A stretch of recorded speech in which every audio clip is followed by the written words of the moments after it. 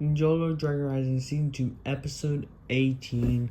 Of course, it starts from the last episode, with Noi getting knocked out by Xertrix, and Xertrix, of course, ends up going there, and also she's not saying straight, but saying, oh, she got angry, she lost control of herself, and when they don't accept it, she tries to end up fighting them, with Ruby ends up taking her powers away, to, of course, end up giving it to Lloyd when Lloyd ends up waking up.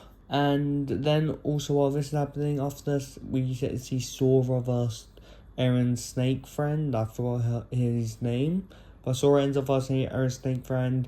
Aaron's friend ends up not listening to Roz and doesn't put the mask on, and ends up losing, and of course gets kicked out of Roz's still elemental team. Throughout this whole episode, Aaron still suspects the fact that Ruby is the one who sent the assassins in the beginning of the tournament, and he wants to confirm it by going to there.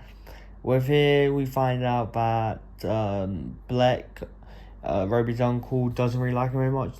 Has all pictures of him with his face crossed out, a doll of him with his head cut off, etc. So that's very suspicious. So yeah, we are obviously left to question a bit more about him. To be fair, he's been a stick in the mud the whole tournament. So we can't really know for sure yet. Well, I've already seen, so I do know, but we can't know for sure yet until, well, it's revealed.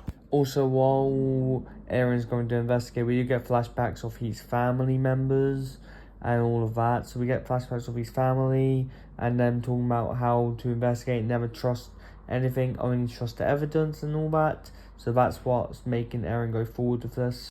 After this, we see Lloyd having a vision. Aaron's there. It doesn't look like Aaron's on very terms with him. Xertrix is there. It could be Beatrix, but I'm pretty sure it's Xertrix. They both look the same, so it's hard to tell. And this vision gets interrupted by the Source Dragon, saying how he keeps having these visions because he's exposed to too much Source Dragon energy. So yeah, she can keep it at bay for now, but the dragon can't keep it at bay forever. So yeah, we'll have to wait to see until these visions fully come true, I guess. Now, we also get a fight between Lloyd and Not for the tournament.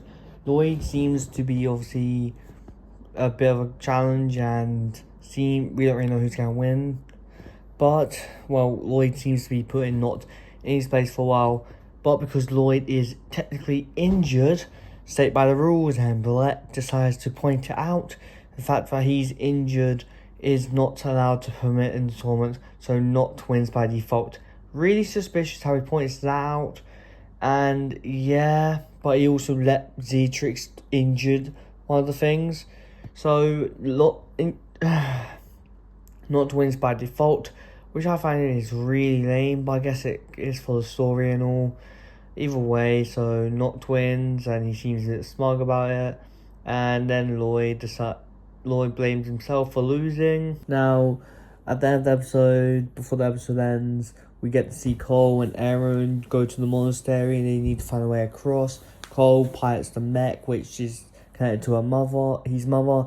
He remembers his mother in his head, and is able to use his earth power just for a bit while in the mech. And he ends up making a bridge towards the monastery, where he actually realizes it's Wu's ghost. I don't know how Aaron's going to react. Honestly, I forgot, to be fair. But anyway, that's Wu's ghost. And that's where the episode ends. Straight on that. A lot of stuff does happen in this episode. All in all, it's a great episode. I'll probably give it a solid 8 out of 10 on the episode. Great, solid episode. Nothing really bad about it. Just didn't really like the whole Not winning by default thing because Lloyd was injured. And the whole thing with Aaron suspecting Ruby, and then finds out his Uncle Black is suspicious. It's just really annoying. The whole thing with Aaron doing this because he remembers the fact that his parents said you have to trust the evidence and not trust your own heart or something like that. It's nice and all that. The idea is nice. It's just, I personally didn't think the execution of it was that great.